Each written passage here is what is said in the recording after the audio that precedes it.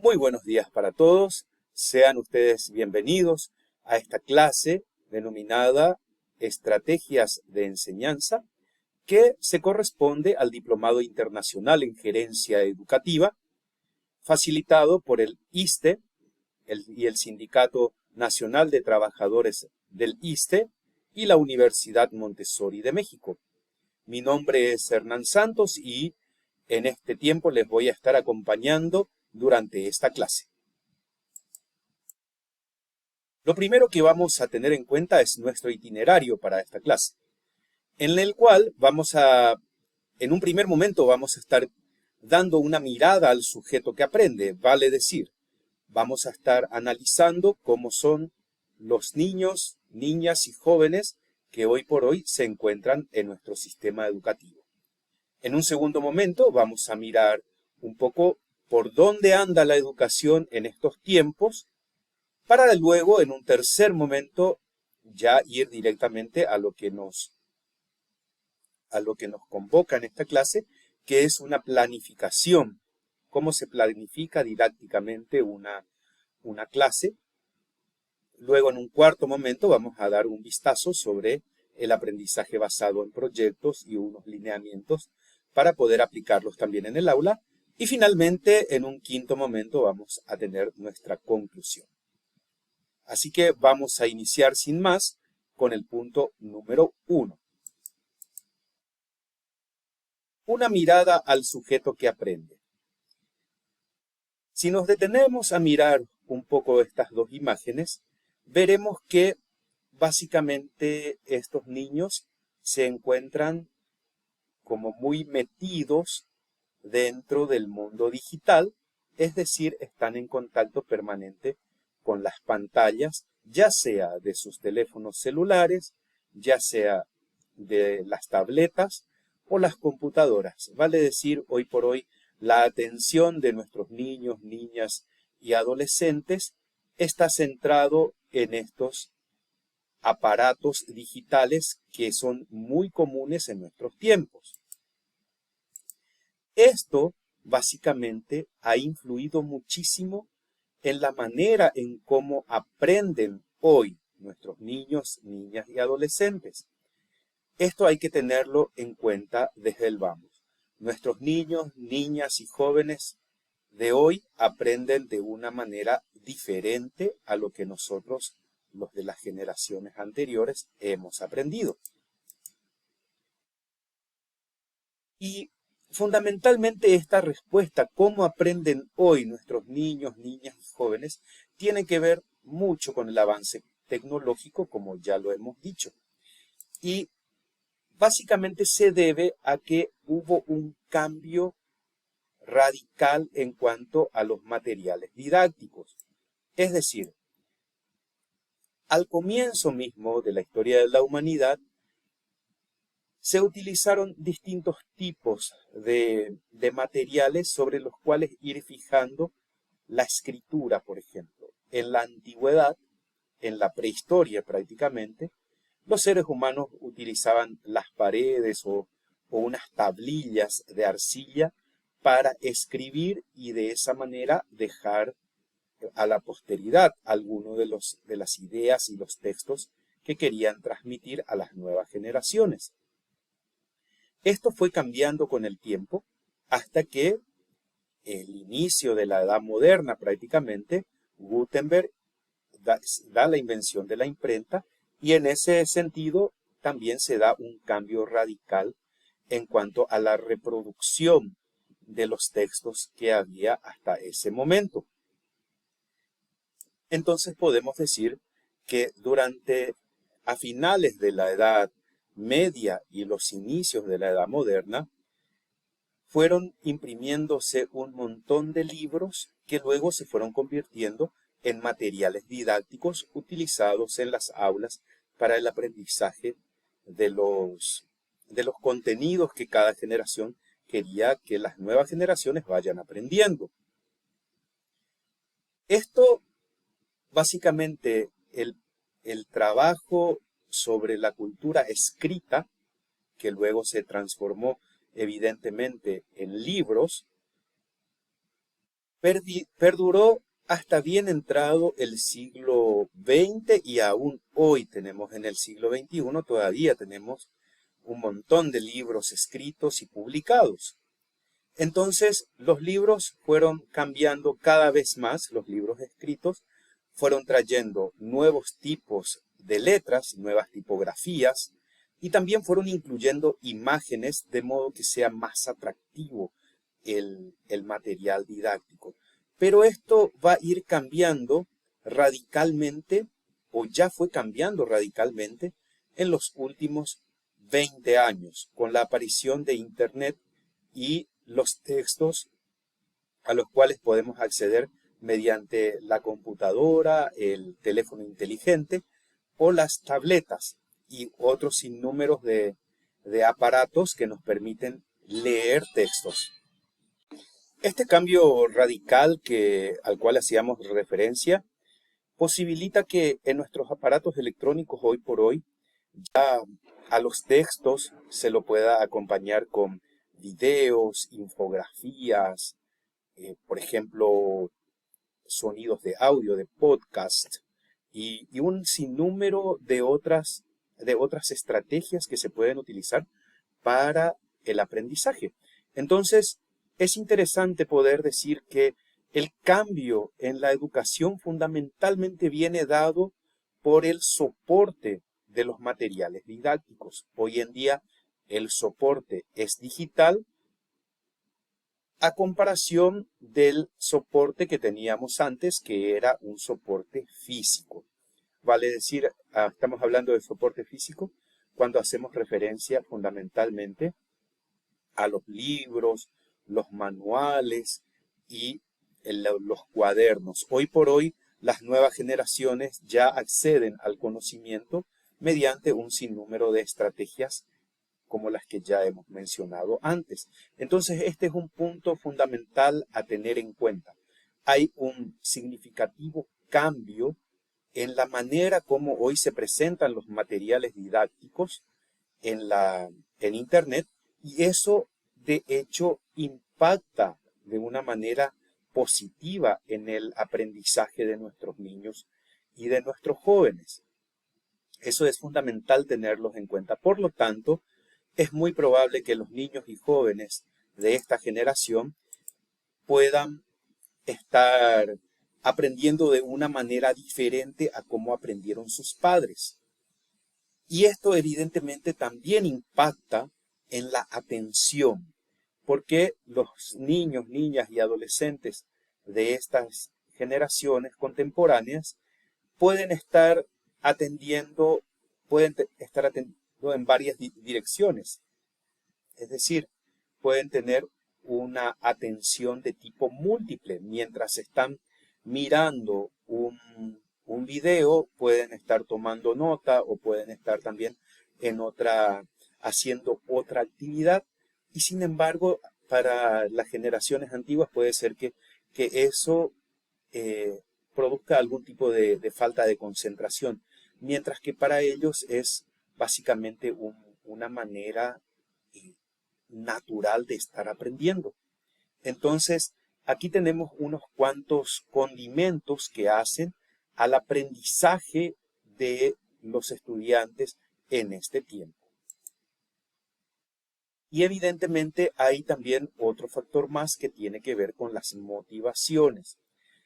Antiguamente, probablemente nuestros padres, para ellos la motivación venía siendo una motivación extrínseca. ¿Qué quiere decir esto? Que básicamente sus padres hacían que los hijos, pongo un ejemplo, decidieran las carreras que tenían que seguir sus hijos. Entonces, si un padre era abogado, lo más probable era que los hijos puedan ser de nuevo abogados o arquitectos o ingenieros. Es decir, había una motivación por parte de los padres de familia que de alguna manera incentivaban a que sus hijos puedan seguir las mismas carreras o el mismo ciclo de aprendizaje que han hecho sus padres. También las motivaciones externas pueden ser las motivaciones sociales que han ido cambiando muchísimo de un tiempo a otro. Las motivaciones sociales, ya sea de estatus o de algún tipo de sensibilidad, han ido cambiando con el tiempo. Tal es así que hoy los estudiantes ya hacen mucho más caso a lo que son las motivaciones intrínsecas. Vale decir, aquellas que nacen del interior del estudiante y que los lleva a tomar decisiones sobre sus propios aprendizajes. Entonces, ellos aprenden lo que ellos desean, donde ellos quieren y como ellos quieren. Y en esto Internet ha sido un gran facilitador de toda esta experiencia que apunta mucho a aprovechar la motivación intrínseca. Voy a dar un ejemplo sobre lo que estoy diciendo y ustedes seguramente podrán añadir muchos otros. Hoy por hoy, los jóvenes, hay jóvenes que aprenden, por ejemplo, con videos tutoriales de YouTube, aprenden a tocar instrumentos musicales y de los más variados que ustedes se puedan imaginar, que tal vez muchas veces en las escuelas o en las preparatorias, los colegios, como le llamamos acá, les quede muy, muy lejos de su preparación. Entonces, hoy por hoy, los estudiantes están sacando mucho más provecho del talento y la motivación intrínseca que tienen aprendiendo por medios no necesariamente tradicionales como puede ser la escuela, el colegio o una preparatoria. Entonces, aquí el tema de las motivaciones también queda, digamos, trastocado con la tecnología. Entonces, eso es muy importante que tengamos en cuenta porque los mismos estudiantes van cambiando su manera de aprender, van cambiando sus intereses de acuerdo a lo que ellos consideran apropiado para ellos y siguiendo lo que, de alguna manera, lo que su condición y su talento les van indicando. Entonces, este conjunto de cuestiones que voy presentando acá, de alguna manera es como el background o el trasfondo que tenemos que tener al momento de pensar una clase. ¿Sí? Eso es sumamente importante tener en cuenta quién es el sujeto que tenemos adelante, quién es la persona que tenemos adelante, quiénes son, cómo aprenden esos niños, niñas y jóvenes, adolescentes que hoy tenemos con nosotros. Ahora bien, me gustaría abordar un poquito, teniendo en cuenta estos datos que acabamos de mirar, y que a esos datos se pueden añadir muchísimos otros, yo solamente he recolectado algunas ideas para compartirles. Podemos preguntarnos por el estado de la educación al día de hoy. ¿En qué momento histórico está hoy la educación? Entonces, ya hemos dicho que estamos ante un cambio de época. Ha cambiado fundamentalmente nuestro modo. Habíamos visto que una primera parte eran los modos como se presentan los materiales didácticos, cómo ese cambio ha sucedido de los materiales didácticos concretos, como son los libros de texto, los manuales, que aún hoy los tenemos, es cierto, pero mayormente nuestros jóvenes ya tienen toda la información que ellos están buscando y necesitando en sus dispositivos móviles, ya sean celulares, teléfonos inteligentes, en sus tabletas o en sus computadoras. Vale decir, allí hay digamos, punto que tenemos que tener en cuenta ante este cambio de época. Otro punto interesante que tenemos que tener en cuenta tiene que ver con la comunicación. La comunicación ha cambiado rotundamente en los últimos 20 o más años. Si uno se pueda trasladar 20 años atrás no existía todavía estos servicios de mensajería instantánea que nos permite comunicarnos a cualquier lugar del mundo de manera instantánea. Vale decir, hoy por hoy una videollamada o un mensaje de voz con algún familiar o amigo que vive del otro lado del mundo llega prácticamente en el instante. Eso hace 20 o más años era aún inimaginado. Y esta nueva tecnología en la comunicación ha cambiado radicalmente también nuestro modo de comunicarnos. Entonces, es muy importante que tengamos en cuenta que también nuestros jóvenes ya pertenecen a una nueva etapa en torno a lo que hace a la comunicación. Pero también tenemos que tener en cuenta que la educación ha ido acompañando los cambios que se fueron dando en la humanidad, sobre todo en torno a la producción. Y entonces, para comprender un poco la educación y el cambio de época que se fue dando a lo largo del tiempo, sobre todo a partir de la modernidad, es necesario pensarlo desde las revoluciones industriales.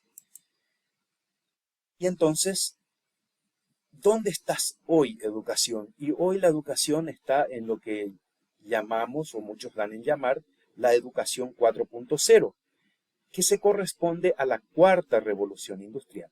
Pero para comprender este concepto, sería bueno que podamos mirar un poco el conjunto de las revoluciones industriales y cómo se llega a la educación 4.0.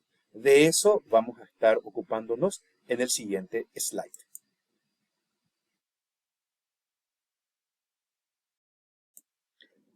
En esta infografía vamos a estar viendo cómo se han ido sucediendo las revoluciones industriales y cómo también la educación fue acompañando esos procesos de revolución industrial. Como ustedes podrán ver en la primera imagen, hacia 1780, finales de esa centuria, pudimos tener acceso a la primera revolución industrial, que estuvo marcado por la producción mecánica con energía hidráulica y de vapor. A esa primera revolución industrial se corresponde la educación 1.0, en la cual la enseñanza en una sola dirección.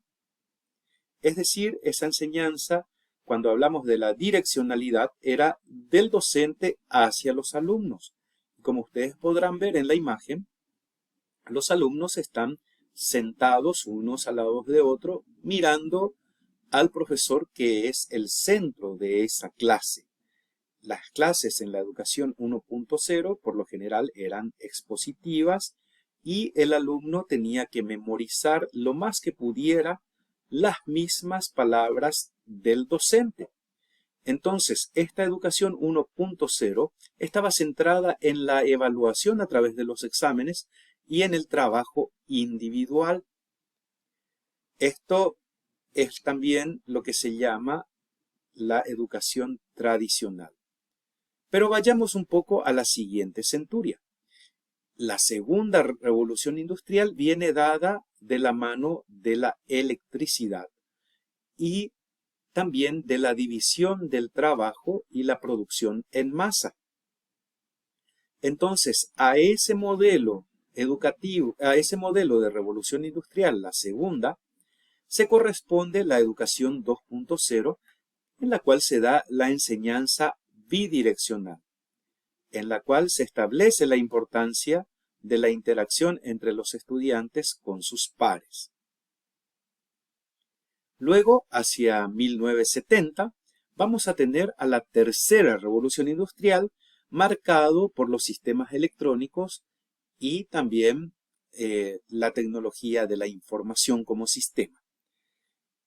Allí podemos ver la tercera revolución. Con la tercera revolución industrial podemos comprender la educación 3.0, en el cual se establece el aprendizaje autodirigido, en el cual se fomenta la búsqueda digital de la información y estimula las competencias para la creación de contenidos.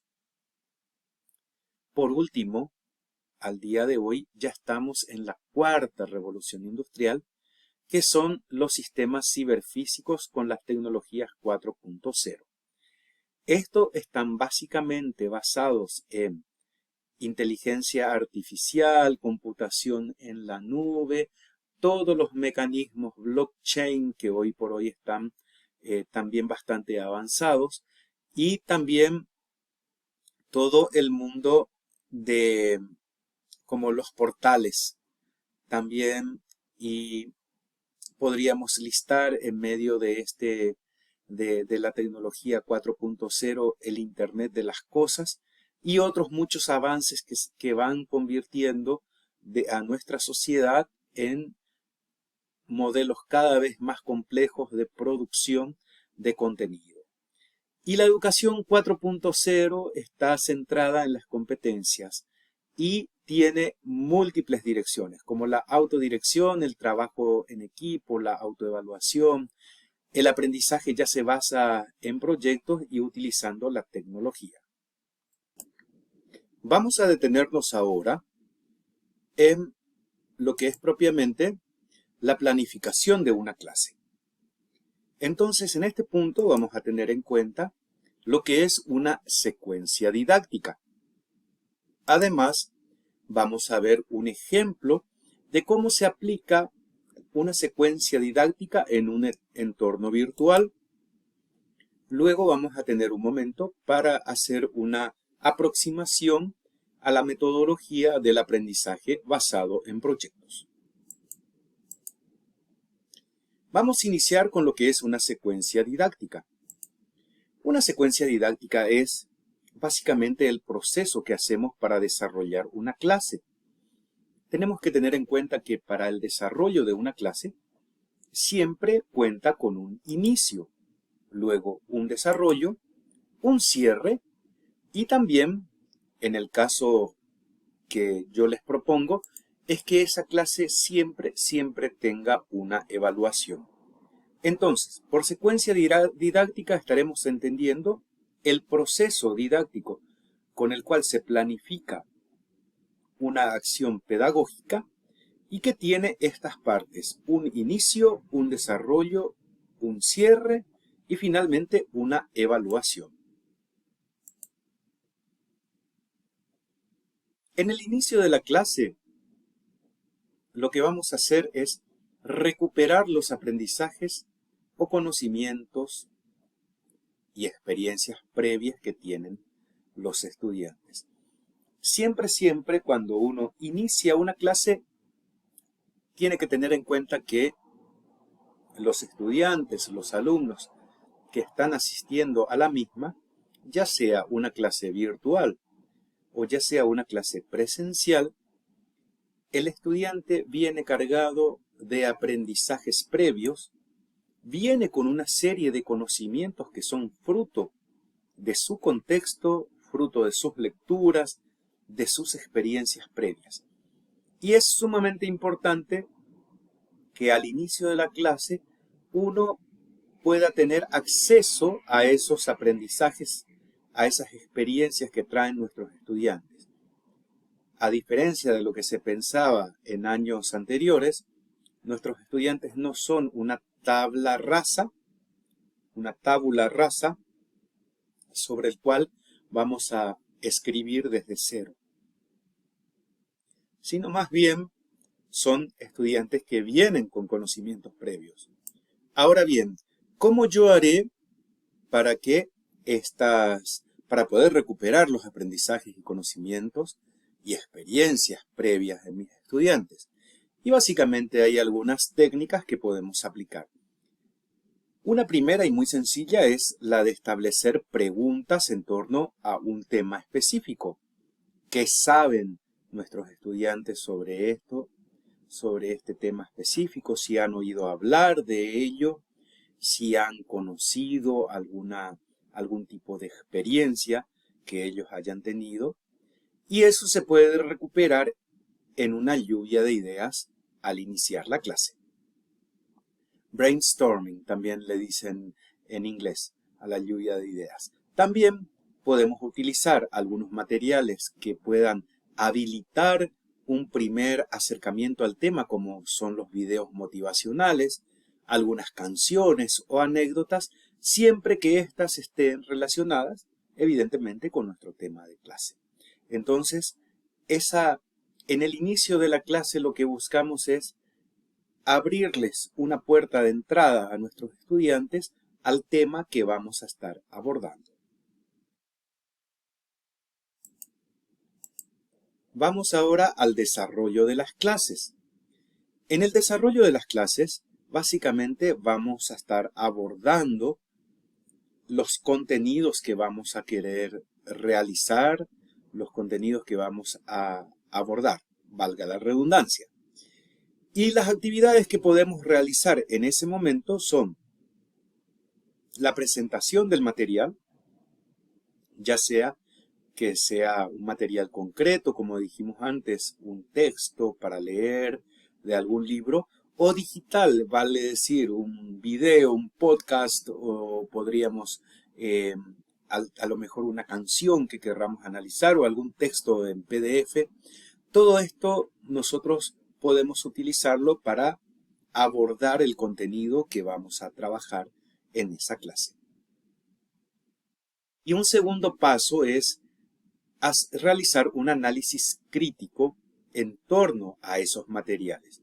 Vale decir, la lectura, el análisis, que los estudiantes puedan formularse preguntas, habilitar el espacio para que haya un intercambio de opiniones, discutir un determinado tema, expresiones a favor o en contra sobre el tema abordado.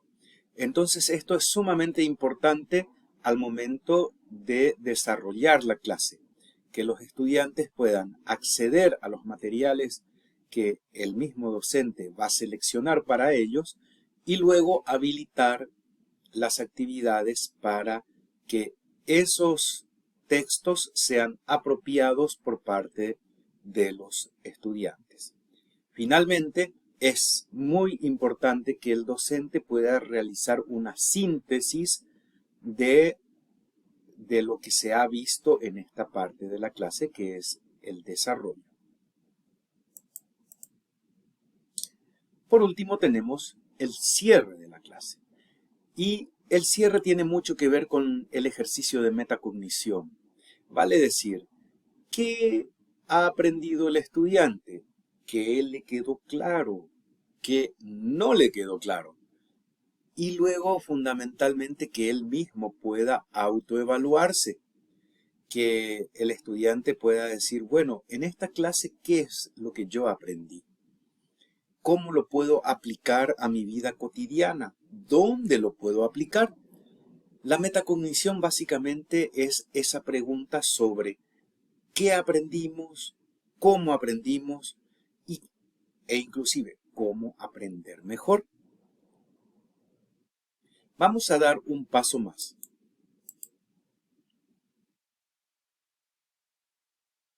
Y es la evaluación de esta clase. Un punto súper importante en el proceso educativo es la evaluación de lo que el estudiante aprendió. Pero esa evaluación se tiene que dar a partir de una producción que el mismo estudiante debe realizar. Es decir, lo que está escrito aquí en el punto primero.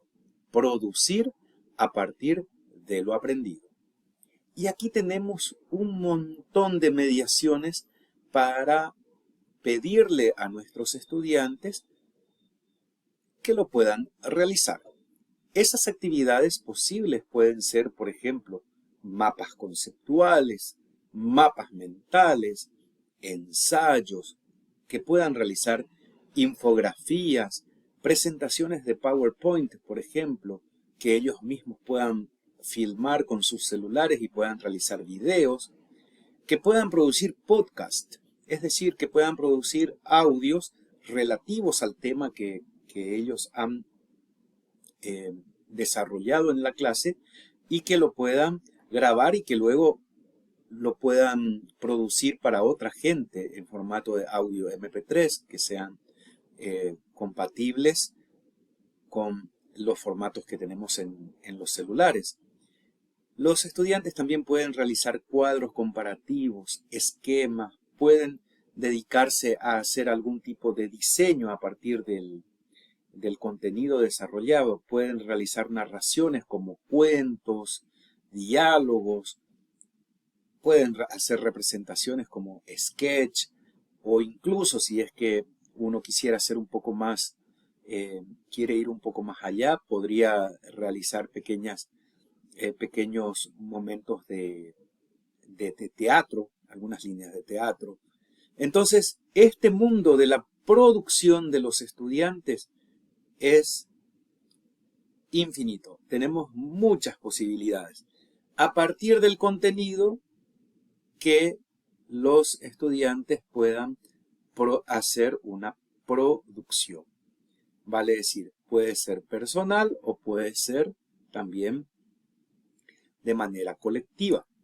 Entonces, esto es el punto clave dentro de nuestro modelo didáctico.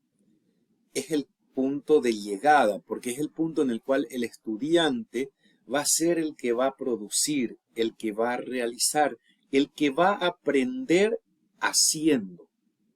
Y esto es sumamente importante. Uno aprende o adquiere una competencia cuando empieza a hacer y a aplicar lo que ha aprendido. Cuando empieza a aplicar lo que pudo haber visto en una clase a una situación concreta. Esto es fundamental, ya sea, vuelvo a repetir, de producción individual o de manera colectiva. Entonces, esto es un poco la parte de la evaluación de la clase. Vamos a dar un pasito más. Y viene la última parte que nos corresponde a nosotros como docentes. Y es cómo evaluar las producciones que han hecho los estudiantes.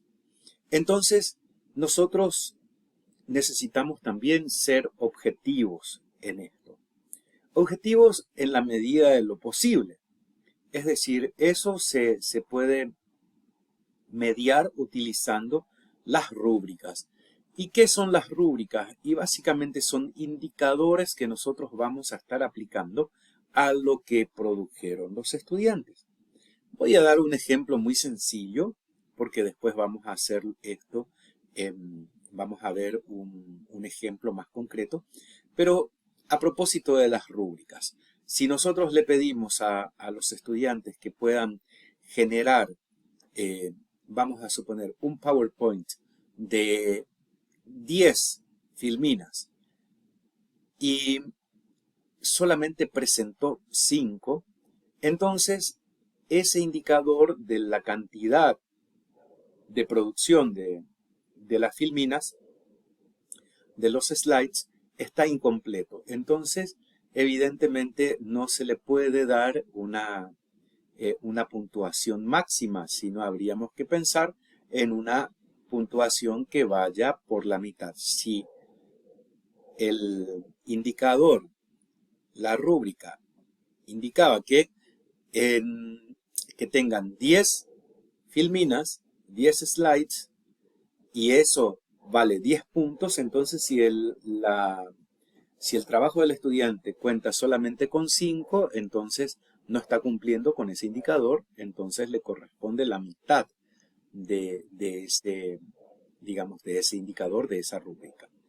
Entonces, de esta manera uno también puede ir creando sus propias rúbricas para evaluar el trabajo de los estudiantes. No obstante, sobre este punto particular vamos a estar volviendo dentro de un rato. Y ahora quisiera pasar a un ejemplo de aplicación en un entorno virtual de lo que acabamos de ver, de manera que ustedes también puedan, en todo caso, puedan mirar y puedan tal vez replicar este modelo didáctico que yo les propongo en esta clase. Entonces, básicamente el diseño de una clase en un entorno virtual, tenemos que tener en cuenta algunas cuestiones. Por ejemplo, la evaluación de las posibilidades. En caso de que nuestros estudiantes no tengan acceso a Internet, yo sé que la accesibilidad en muchos puntos de América Latina todavía es un grave problema. Por eso es importante pensar las dos modalidades que tenemos para para la educación virtual, la modalidad sincrónica y la modalidad asincrónica. La que yo les voy a presentar aquí tiene una modalidad asincrónica y va a aplicar estos puntos que acabamos de exponer y que constituyen un diseño instruccional que lo vamos a llevar en el Google Classroom. Me voy a permitir compartirles un poco cómo he diseñado una clase a partir de los que acabamos de mirar en la teoría. Vamos a suponer que yo tenga el tema 1 que tiene que ver con los procesos de enseñanza y aprendizaje. De hecho, esta planificación está sacada de una clase que hemos dado con los estudiantes del profesorado en Ciencias Sociales. Fíjense que aquí en el 1, 2, 3, 4 están las partes de nuestra clase, de los momentos didácticos. Esta clase está pensada para darse en el ámbito virtual asincrónico, que ya vamos a abordar con la herramienta Google Classroom en un momentito más. Pero me gustaría mostrarle todo el armado que se da previamente en una hoja, digamos, de Word, en un editor de textos. El tema que se va a desarrollar tiene que ver con los procesos de enseñanza y aprendizaje, básicamente los mismos que estamos abordando hoy en esta clase. Y en el inicio yo le pregunto a los estudiantes, les pido que hagan memoria del tiempo que han pasado en la escuela, en el colegio o en la preparatoria y que pueda responder las siguientes preguntas. ¿Qué características tenía el profesor que mejor enseñaba? Entonces les pido que liste 5 características. Y una segunda pregunta es, ¿por qué razón ese profesor o profesora te llegó más? Responde a la pregunta en no más de 100 palabras. Esto estaría como recuperando la experiencia previa y los aprendizajes previos que tuvieron los estudiantes. Si ustedes se pueden fijar en el inicio, entonces estamos incluyendo toda la experiencia que tienen los estudiantes en torno a qué y también las ideas sobre qué es un buen profesor y cuáles son las características. Entonces uno, como docente, podrá ir evaluando también varias alternativas porque las experiencias de nuestros estudiantes definitivamente son todas diferentes. Entonces eso es muy importante que ellos puedan acceder a esta clase ya con algunas informaciones previas y experiencias previas y hay que tratar de tocar la motivación intrínseca también desde el vamos en una clase. Si ustedes se fijan en el segundo momento, tenemos el desarrollo. Entonces yo les pido a ellos que puedan mirar acá un video en YouTube que les propongo y para mirar el video les doy algunas preguntas que mientras ellos vayan mirando ese video deben responder.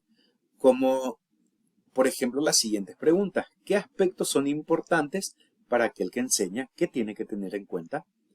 Les pido además que elaboren un decálogo sobre 10 cuestiones que nunca deben olvidar cuando enseñan. Fíjense que ahí ya va un poco también la producción del estudiante. Y luego les pido que puedan explorar el material llamado Una mirada a las teorías y corrientes pedagógicas y que se centren especialmente en las teorías de aprendizaje y que puedan relevar de cada una de ellas aquellos aspectos que más les gustan o más les llama la atención. Esto es evidentemente un material que está en internet, es un PDF que ellos van a tener que leer y van a tener que analizar. Y luego les pido que compartan con el grupo alguna experiencia que en la que hayas vivenciado algunas de esas teorías. Como esto está preparado para subirlo a la plataforma, entonces en la misma plataforma se va a dar la interacción entre el punto D de compartir con el grupo, al igual que lo que habíamos abordado antes aquí en los puntos A y B, que se va a dar en el chat del Google Classroom. Finalmente vamos a la parte del cierre y le pedimos que como cierre de la unidad escriba en su cuaderno aquellas teorías y conceptos que considere el estudiante como más relevantes. Y también que puedan dar un consejo a sus compañeros sobre cómo dar una clase inolvidable para jóvenes. Entonces allí estaríamos cerrando propiamente lo que sería nuestra clase, recuperando los saberes previos y experiencias previas en el inicio, luego presentando los materiales y analizándolos en el desarrollo y por último haciendo la metacognición en el cierre. Luego viene un cuarto paso que tiene que ver con el PowerPoint y en esto tenemos que tener un poco la cabeza, al momento de pensar la evaluación tenemos que tener en la cabeza esto de que lo más importante es la producción que va a realizar el estudiante a partir de un contenido que nosotros estamos abordando. Entonces, yo les pido aquí en este punto que puedan leer, que puedan centrarse en una parte del material que ya se analizó en el desarrollo de la clase, que puedan leer el apartado Enfoque por competencias. Está en la página 34 en adelante. Y a partir de ese material, que ellos puedan presentar un PowerPoint de no más de 10 diapositivas. Entonces, ¿qué debe contener el PowerPoint? Las características del enfoque por competencias, en qué consisten las competencias básicas y cómo se realiza la evaluación por competencias. Como ustedes verán, hay un material que se les presenta para el análisis y luego hay una producción que ellos deben realizar a partir de ese material. Vuelvo a repetir que en este caso le estamos pidiendo que produzcan un PowerPoint. También le podemos pedir a que los estudiantes puedan producir, por ejemplo, vuelvo a repetir, mapas mentales, mapas conceptuales, cuadros comparativos.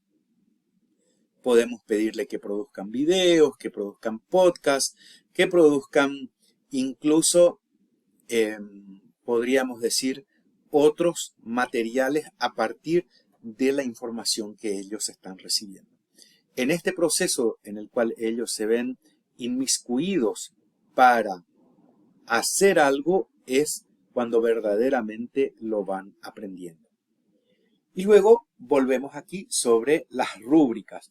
Fíjense que aquí yo he puesto 4 indicadores. Y vamos a ver un poquito aquí cuál es la diferencia entre indicadores y rúbricas. Los indicadores nos van a mostrar un aspecto más general. Por ejemplo, si el estudiante fue capaz de describir las características del enfoque por competencias. Aquí vamos a hacer un alto. Esto es un indicador. Nos va a llevar a mirar específicamente ese punto. Si el estudiante específicamente describió las características del enfoque por competencia. Cuando nosotros este indicador lo vamos a transformar en rúbrica, tenemos que pensar la graduación de este mismo indicador. Por ejemplo, una rúbrica podría decir de esta manera: describe con, digamos, con suficiencia las características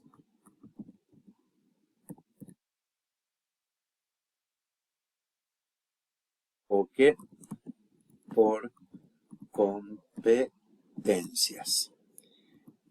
Y a este nivel de la rúbrica le podemos asignar 5 puntos. Luego, podríamos pensar que el estudiante describió las características del enfoque por competencias, pero no llegó a describir en su totalidad. Entonces podemos pensar que un punto medio describe medianamente las características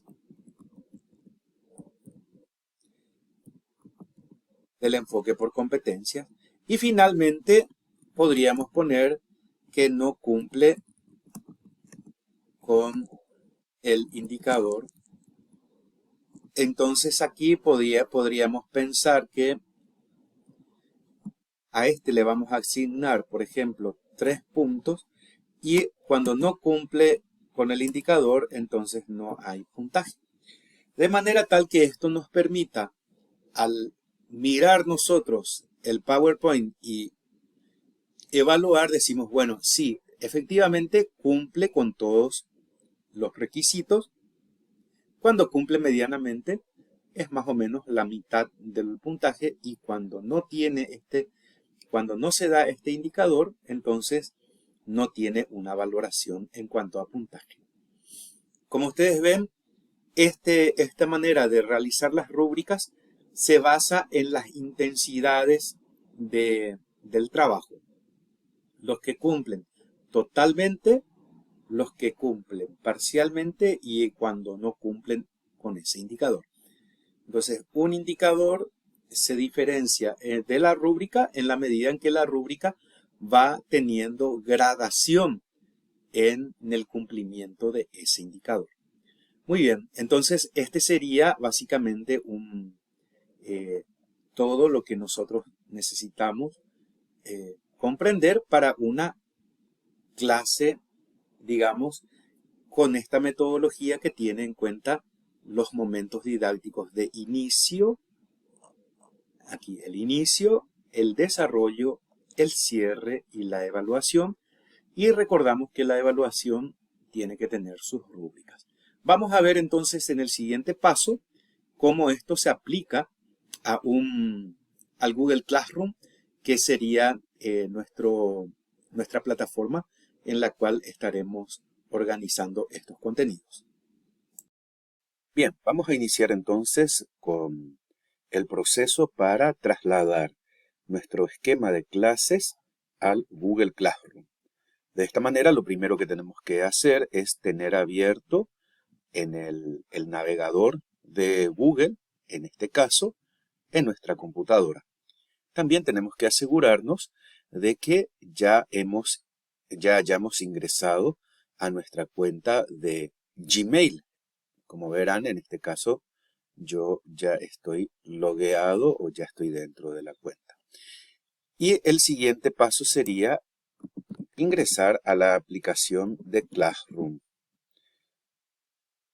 Entonces aquí, en esta primera opción de la búsqueda, voy a ingresar al entorno de Classroom. Como pueden ver, aquí hay unas cuantas materias que yo he dictado desde esta cuenta, y para que empecemos desde cero, vamos aquí en la tecla más, vamos a crear una nueva clase. Vamos a continuar y aquí nos va a indicar cómo se va a llamar la clase que vamos a estar dando. Entonces aquí vamos a darle el nombre Diplomado Internacional en Gerencia Educativa, y vamos a ponerle, en el nombre de la sección podemos ponerle Universidad Montessori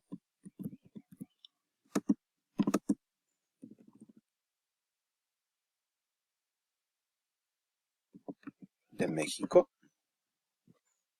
y vamos a dejarlo de esta manera. En la parte de asignatura tal vez podemos poner el nombre de la persona que va a dictar el curso, y vamos a crear, le damos aquí para crear una nueva clase. Una vez que se cree esta nueva clase, vamos a tener aquí el nombre de la misma, Universidad Montessori, y hay un aspecto sumamente interesante en este punto. En esta parte donde dice código de clase, va a ser el código que ustedes utilizarán para compartírselo a sus alumnos para que puedan unirse a esta clase. Al interior de la aplicación vamos a tener esta sección de novedades donde el estudiante podrá ir viendo todas las publicaciones que se van haciendo en esta clase, en esta aula, y luego vamos a tener aquí la parte del sector del trabajo de clase, que es donde hoy vamos a estar trabajando. Aquí en personas van a tener todo el listado de los estudiantes que se van a anotar o listar en este curso, y luego vamos a tener las calificaciones que van a ir obteniendo los estudiantes de acuerdo a cada una de las clases.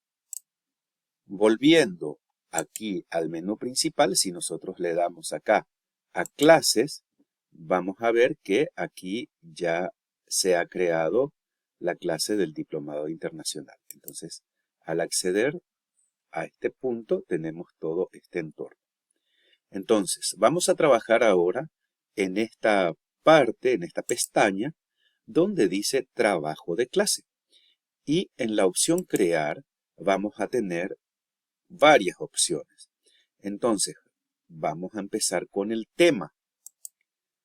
El tema que vamos a utilizar, vamos a abrir aquí y le vamos a llamar, es nuestro tema 1, vamos a copiar y luego lo pegamos, procesos de enseñanza y aprendizaje sería el tema número 1. Y entonces agregamos. Nosotros podemos tener por cada tema que vamos a estar desarrollando, vamos a ir listando los tema 1, en este caso va a ser procesos de enseñanza y aprendizaje. El tema 2 será entonces, puede ser otro tema que vendrá después. ¿Cómo vamos a organizar nuestra clase dentro de este tema? Vamos a crear ahora un material y a este material le vamos a llamar inicio. Inicio. Y aquí vamos a copiar estas las consignas que hemos escrito antes para nuestros estudiantes. Aquí, simplemente al colocar nuestras consignas, obviamente podemos editar esto en negrita, cursiva, etc. Y también aquí podemos adjuntar un video de YouTube o subir alguna imagen o un vínculo, etc. Esta parte nos ofrece unas múltiples posibilidades para que podamos adjuntar en esta parte. Bien, aquí en el tema vamos a seleccionar que vamos a utilizar esta parte del inicio irá dentro del tema 1, proceso de enseñanza de aprendizaje, y nosotros ya podemos publicarlo en este mismo momento o programarlo para una fecha en la que vamos a tener nuestra clase. En este caso, si le damos publicar, se va a publicar en este mismo momento. Yo voy a programarlo Por ejemplo, para vamos a suponer, el 19 de enero del 2023 a las 8 de la mañana. Entonces, en ese momento se publicará este material de inicio y nos va a aparecer así en un tono gris porque va a esperar hasta la fecha. Para ese día, en ese horario, se va a publicar esta clase. Vamos ahora con la opción, vamos a crear un nuevo material que se va a llamar desarrollo y hacemos de vuelta esto mismo que está acá, lo vamos a copiar. Así como está, pero entonces esta dirección de YouTube que está aquí, vamos a darle esta opción y vamos a buscar este video de YouTube. Aquí ya lo encontró y vamos a agregar el video. Entonces, como verán, aquí está ya el video de YouTube. Y también vamos a buscar este libro, cortarlo y vamos a agregar este vínculo. Entonces, el estudiante va a acceder a este vínculo, que se llama Una mirada a las teorías de aprendizaje. Como verán, aquí ingresará a esta dirección web y le abrirá el documento en PDF que se llama Una mirada a las teorías y corrientes pedagógicas como una compilación. Aquí tendrán acceso a todo este material. Entonces, con esto nosotros ya tenemos el primer material que los llevará a unos videos y luego el segundo material que es propiamente el texto que van a leer. Y vamos a seleccionar de vuelta que esto va al tema 1 y vamos a programar también para el 19 de enero a las 8 de la mañana. Entonces le damos para programar. Y esto se puede ordenar de esta manera. Simplemente lo arrastramos y ya tenemos el inicio y el desarrollo de nuestra clase. Vamos a crear un tercer material que se va a llamar cierre. Y aquí en el cierre vamos a tomar esto y lo vamos a pegar. Como aquí de vuelta tenemos múltiples posibilidades tal vez para ir complementando nuestro tema, pero lo que nosotros estamos buscando en este punto es, acuérdense que es que el propio estudiante tenga una metacognición de lo que ha ido aprendiendo y cómo lo ha ido aprendiendo. Esta clase también la vamos a programar para el 19 a las 8 de la mañana.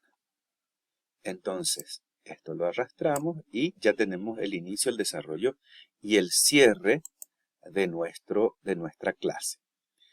Ahora bien, vamos a crear la parte de evaluación. Entonces, yo tengo que crear una tarea. Entonces, aquí, en la parte de la tarea, voy a ponerle evaluación.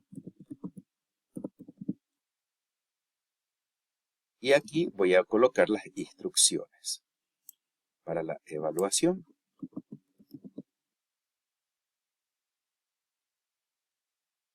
Aquí están las instrucciones y luego vamos a ver ahora el tema de las rúbricas. Evidentemente aquí la fecha de evaluación tenemos que colocarlo por lo menos una semana después para que los estudiantes puedan tener tiempo para la entrega, para el trabajo domiciliario y le podríamos poner, por ejemplo, la hora de entrega que sea hasta las 22 horas. Entonces, aquí para todos los alumnos, el puntaje lo vamos a ver después y el tema evidentemente vamos a ponerle procesos de enseñanza y aprendizaje. Como verán, en este punto tenemos para trabajar el tema de las rúbricas. Vamos a ver ahora cómo vamos a trabajar el tema de la rúbrica en nuestra clase virtual. Entonces vamos a dar aquí un clic en rúbrica y crear una rúbrica. Entonces es importante tener en cuenta que aquí en el título del criterio tenemos que poner nuestro indicador. Vamos a tomar en este caso el indicador número 1, que va de esta manera. Describe las características del enfoque por competencias. Y luego aquí propiamente vamos a ingresar las rúbricas. Vamos a tomar este primer caso, que va a ser de 5 puntos. Describe con suficiencia las características del enfoque por competencias, que este va a ser el máximo nivel, el máximo puntaje. Y aquí le vamos a asignar 5, que va a ser el total de puntos que va a tener en caso de que cumpla con todo el criterio. Podemos agregar ahora el segundo nivel, que dice describe medianamente las características del enfoque por competencias. Entonces, aquí vamos a poner el título del nivel y aquí le podemos asignar, por ejemplo, 3. Como verán, va de mayor intensidad a menor intensidad. Vamos a ver el caso en el cual no cumpla con este indicador. Entonces tomamos aquí y en caso de que no cumple se le asigna 0 puntos. Entonces así vamos a crear la primera rúbrica. Entonces podemos agregar otro criterio más acá para el segundo indicador, que tiene que ver con la conceptualización de las competencias básicas. Eso vamos a ponerlo como título. Y luego de vuelta la rúbrica. La conceptualización presentada es completa cuando este criterio se cumple totalmente. Entonces aquí le vamos a asignar 5 puntos. ¿Qué pasa cuando la conceptualización le faltan algunos elementos? Es decir, no está del todo completo. Vamos a asignarle que tenga 3 puntos. Y finalmente, cuando no cumple el criterio con el indicador, si no encontramos nada de ese indicador, entonces aquí vamos a asignarle 0 puntos. Y así vamos a ir agregando más criterios de acuerdo a los indicadores que hemos establecido antes. En este caso, describe los pasos, cómo se realiza la evaluación por competencias. Ese va a ser el título, nuestro tercer indicador. Y luego aquí de vuelta vamos a ir con las gradaciones que vamos a tener en cuenta para calificar. En este caso, cuando se cumple la totalidad de los puntos, le asignamos 5, como venimos haciendo. Le vamos a asignar que cuando está medianamente logrado este indicador, le vamos a asignar 3. Y cuando no cumple con el indicador, vamos a asignarle, no le asignamos ningún valor. Entonces, para el último, nuestro último indicador que presenta su PowerPoint en no más de 10 diapositivas y le decimos que se va a evaluar la ortografía, estética y creatividad, entonces esto vamos a ponerlo como título acá y aquí de vuelta estamos haciendo que la presentación no supera las 10 diapositivas. En este caso vamos a agregarle 5 puntos. Cuando la diapositivas o este indicador no alcanza o no cumple con todos los criterios que nosotros estamos indicando, entonces le ponemos 3 puntos y finalmente cuando el trabajo no cumple con todos los indicadores, entonces aquí le ponemos 0 puntos. Entonces, aquí vamos a tener toda nuestra rúbrica para evaluar el trabajo que le hemos pedido a nuestros estudiantes. Y le vamos a dar guardar. Al guardar, ya tenemos aquí asignada nuestra evaluación y también tendremos nuestras rúbricas. Podemos acceder para mirar cómo quedan las rúbricas. Como vemos aquí estamos teniendo los indicadores y luego las gradaciones que vamos a ir con la que vamos a contar para evaluar el trabajo de nuestros grupos. Al momento de evaluar, basta que nosotros al mirar el trabajo práctico le demos un clic en cada uno de estos cuadrados, podemos decir, de nuestra rúbrica, y le va a ir asignando automáticamente el puntaje que obtiene el estudiante sobre los 20 puntos. Entonces aquí vamos a asignarle 20 puntos, es lo que va a valer todo el trabajo de evaluación de este primer trabajo. Entonces inclusive le podemos ponerle evaluación 1 para que nos sea más claro, para que las evaluaciones vayan coincidiendo con los temas. Entonces en este caso también podemos programar nuestra evaluación para el 26, entonces damos una semana para que los estudiantes puedan entregar su trabajo y le damos programar. De esta manera vamos a desplazar esto al final, vamos a tener nuestro tema, las actividades del inicio de la clase, las actividades de desarrollo, las actividades de cierre y las actividades de evaluación. Entonces, de este modo podremos tener entonces nuestra clase con un modelo didáctico aplicado ya en el Google Classroom y que básicamente nos va a permitir trabajar los momentos didácticos del inicio, el desarrollo, el cierre y la evaluación. Vuelvo a repetir que para que podamos, como ahora los estudiantes van a tener acceso a esta clase. Nos vamos aquí y al estudiante le tenemos que facilitar este código de clase. Entonces, cuando el estudiante ingrese aquí al más en su celular, tendrá que dar la opción unirse a una clase y aquí ingresará el código que ustedes les estarán facilitando a sus estudiantes para ingresar a esta clase, que es el del diplomado. De esta manera, entonces, estamos concluyendo esta parte que tiene que ver con la planificación. Me gustaría mostrarles a continuación cómo quedaría el trabajo una vez que los estudiantes hayan interactuado con la plataforma. Esto, como les dije, está sacada la clase de UTRA, que es de Didáctica de las Ciencias Sociales 3. Y como verán, aquí está todo el trabajo, los 10 temas que se han desarrollado y ustedes verán que tiene cada uno de ellos inicio, desarrollo y cierre, más la evaluación.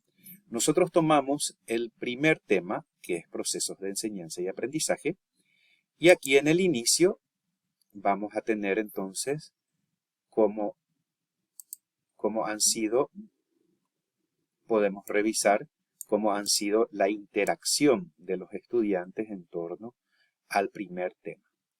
Y ustedes podrán mirar aquí, podrán interactuar con los estudiantes a partir de las preguntas que ellos tienen, que ellos han recibido. Luego, en el desarrollo, también podemos hacer la interacción con nuestra clase por medio del foro y aquí podemos ir leyendo lo que los estudiantes han escrito a partir de los documentos que han analizado.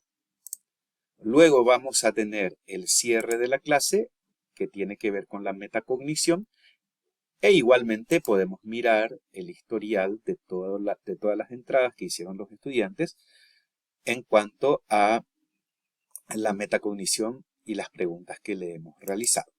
De esta manera, en estos tres momentos hay una interacción asincrónica entre los estudiantes a partir de las consignas que le hemos dado en cada momento didáctico. Y finalmente, la evaluación. Ustedes podrán ver aquí la evaluación y yo puedo mirar estas actividades que ya fueron calificadas. Por ejemplo, aquí me va a aparecer si las entregas fueron entregas tardías y me aparece el nombre de todos los estudiantes. En este caso, ustedes podrán ver que aquí están todos los indicadores y cómo se les fue asignando. Yo puedo ingresar, de hecho, al PowerPoint que han hecho los estudiantes para su calificación y aquí del lado derecho voy a tener la rúbrica para ir evaluando cada una de las presentaciones que han hecho los estudiantes. Como ustedes verán, aquí está el trabajo realizado y las evaluaciones que se le han dado.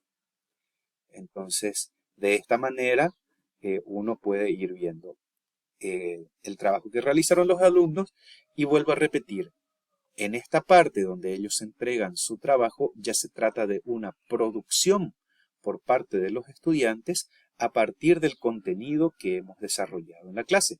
En este caso se trata de un PowerPoint, pero bien puede ser un mapa mental, bien puede ser un mapa conceptual, un cuadro comparativo, el trabajo en una planilla de cálculo para que ellos puedan ir haciendo un trabajo interactivo, también puede ser una infografía. Es decir, las opciones aquí son múltiples para ver la manera de cómo los estudiantes pueden hacer su propia producción a partir del contenido que hemos dado. Entonces, este sería más o menos el trabajo de cómo se han dado esto. Vuelvo aquí.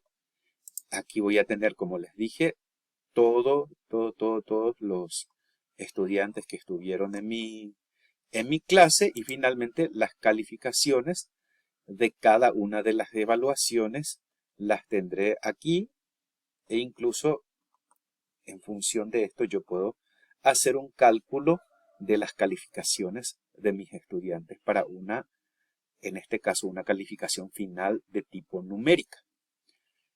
Bien, de esta manera entonces hemos abordado cómo dar una clase, cómo podemos diseñar una clase, tanto para la modalidad presencial y sobre todo en este caso para la modalidad virtual. Ustedes verán que aquí están todos los temas desarrollados en la clase y esto también tiene un valor significativo al momento de pensar las evidencias de nuestro trabajo en el ámbito virtual. Entonces, esto respalda muchísimo el trabajo profesional del docente porque da cuenta de una planificación del proceso de enseñanza y también el proceso de evaluación de la enseñanza de cada uno de los temas. Pues bien, hasta aquí entonces esta parte que tiene que ver con el diseño instruccional en una plataforma, en este caso de Classroom.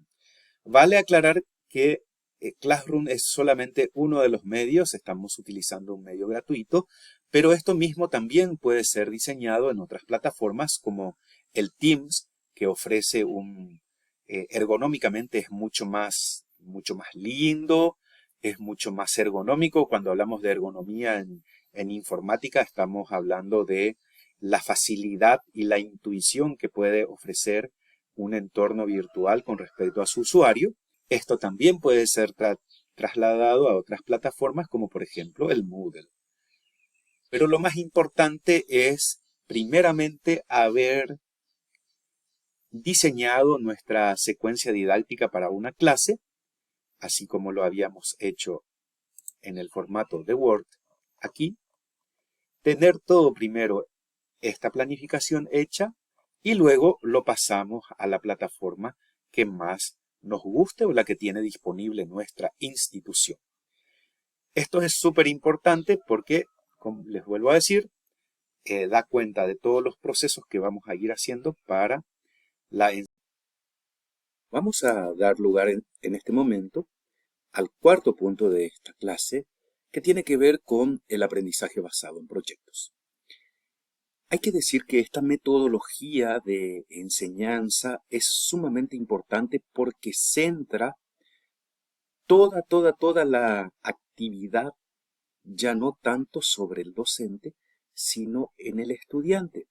Un estudiante que es capaz de producir conocimiento, como ya lo hemos resaltado antes, un estudiante que es capaz de realizar sus propias investigaciones, de poder aplicarlas en un entorno concreto y de poder presentarlas también a un público que sería el receptor de los proyectos. Entonces, el aprendizaje basado en proyectos, o ABP, como se lo conoce, tiene un valor muy rico al momento de pensar la enseñanza desde nuestras escuelas. Ahora bien, ¿qué aspectos tenemos que tener en cuenta para la implementación de un proyecto o el aprendizaje basado en proyectos? Una primera cuestión a tener en cuenta es el factor tiempo. ¿Por qué el factor tiempo? Porque debemos pensar el tiempo como una cuestión estratégica por parte de la institución. Aquí en Paraguay y en otros países de América Latina, como en Argentina, por ejemplo, se tiene un tiempo llamado preclases, es decir, el tiempo que precede al año lectivo y que es exclusivo para que los docentes y las instituciones puedan preparar sus proyectos. Este tiempo es importante para poder pensar las intencionalidades pedagógicas de un proyecto. ¿Qué quiere decir esto? Fundamentalmente tenemos que reunirnos con otros colegas para pensar a dónde queremos llegar con un determinado proyecto, qué aprendizajes queremos que sucedan con nuestros alumnos, qué competencias queremos que ellos adquieran a través de un proyecto. Entonces, ese tiempo destinado a la elaboración y al diseño de un proyecto es muy importante y ese tiempo hay que realizarlo antes de que se antes de que se inicie el año lectivo.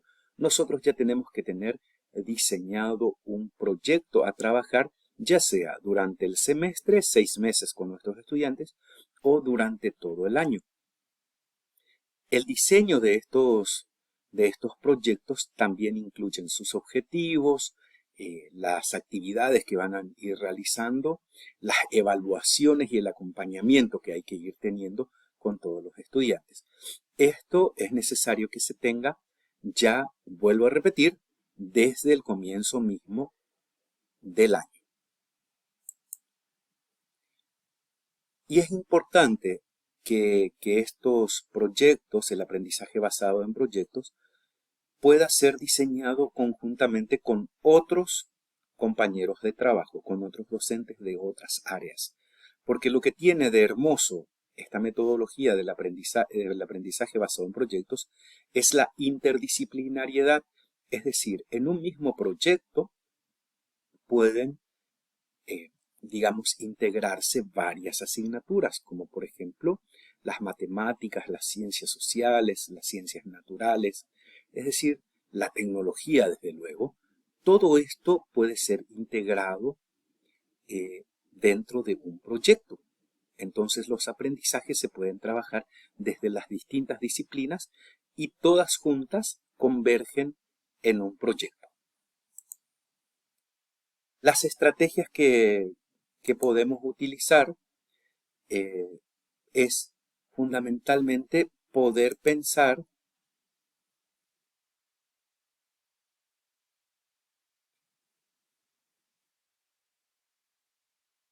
Las estrategias que vamos a utilizar es fundamentalmente tenemos que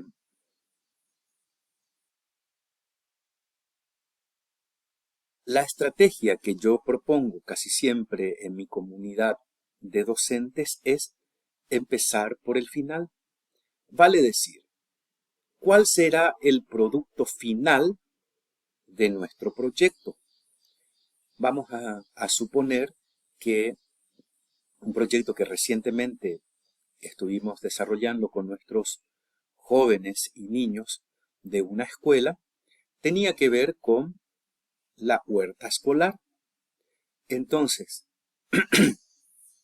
nosotros como producto final de ese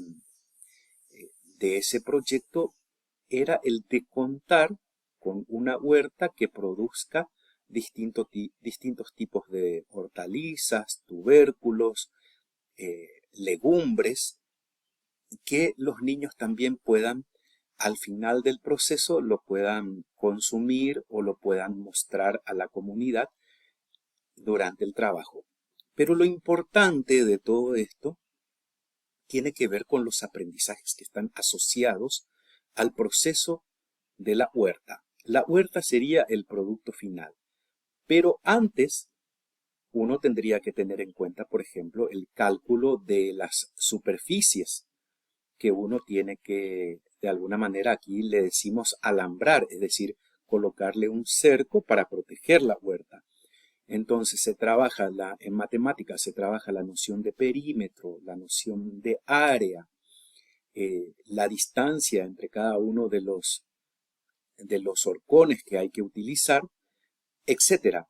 Hay un trabajo que tiene que ver con el área de matemáticas, en el cual también hay que realizar los cálculos de la densidad poblacional de las plantas, a qué distancia van a estar una planta de la otra, de modo tal que no se, las mismas no interfieran en el crecimiento de las otras y produzcan el máximo que pueden producir. Todo esto que tiene que ver con el cálculo, ya sea del terreno, de los tablones, es decir, de los lugares donde se van a cultivar las plantitas, de la densidad poblacional, etcétera, tienen que ver con el mundo de las matemáticas. La cantidad de agua que va a consumir dependiendo de cada uno de los productos, eso también forma parte del área de matemáticas. En cambio, si nosotros tomamos este mismo proyecto para la parte de ciencias, podemos hacer un estudio del suelo y los microorganismos que se encuentran allí, los organismos vivos incluso, y para ello seguramente utilizaremos el microscopio del laboratorio de ciencias y se estudiará cuáles son las características del suelo, que es la huerta que nosotros estamos queriendo implementar. Y además de eso, se pueden estudiar, por ejemplo, las características de cada una de las hortalizas, de los tubérculos, digamos, de las legumbres que vamos a cultivar en la huerta, las características, la cantidad de agua que consume, la cantidad de sol que necesita, etc. Es decir, hay una serie de aprendizajes ligados al mundo de las plantas, y esto es básicamente ciencias naturales, que también van a formar parte de ese proyecto. También, por la parte de tecnología, en este proyecto nosotros estuvimos trabajando con unas placas programables que se llaman Microbit, que funcionan, básicamente son programables y a los cuales se le pueden conectar unos sensores. Los sensores que miden, por ejemplo, la humedad del suelo y que, de acuerdo a la necesidad de cada una de las plantas, de los tablones, va abriendo el grifo de agua para que estos tablones estén siempre proporcionando la humedad necesaria y justa para cada planta. Y eso se hace con sensores de humedad que se instalan dentro de los tablones. Como ustedes ven, ya vamos integrando la matemática, la tecnología, un poquito de ingeniería para el riego automático y también vamos integrando toda la parte de ciencias naturales. Entonces, toda este proyecto de la huerta también está muy ligado al proceso de investigación que deberán ir haciendo los estudiantes, porque también hay que ver entre los estudios que se realizan qué cuidados requieren las plantas para que no lo ataquen otro tipo de insectos o alguna otra forma de vida que pueda de alguna manera arruinar el proceso. Y pensar la sustentabilidad también en cuanto a que todo lo que se produce sea de tipo natural y utilizando métodos también naturales de producción, sin utilizar agrotóxicos, y entonces hay también toda una dimensión ética que se tiene en cuenta en ese proyecto. Entonces, estos son, por ejemplo, algunos, es nada más que un ejemplo de cómo se puede trabajar un proyecto con la metodología del aprendizaje basado en proyectos. Entonces, el profesor de matemáticas puede trabajar toda la parte de densidad poblacional de las plantas, el tema del perímetro de la huerta, el área que se va a ocupar, poder hacer cálculos en torno a, a la producción de determinadas legumbres, por ejemplo, en torno a la cantidad de espacio que utiliza, y así sucesivamente. Y una cuestión fundamental dentro de esto es que se presta mucho para trabajar por comunidades de aprendizaje. Es decir, que cada comunidad de aprendizaje que puede estar conformado por 6 hasta 6 estudiantes puedan realizar, por ejemplo, puedan estar al cuidado de uno de los tablones o de un tipo de plantas, de un tipo de legumbres o de hortalizas. Entonces, esos estudiantes pueden mostrar después, incluso también con la parte de matemáticas, cómo se puede vender esa producción o cómo se puede consumir.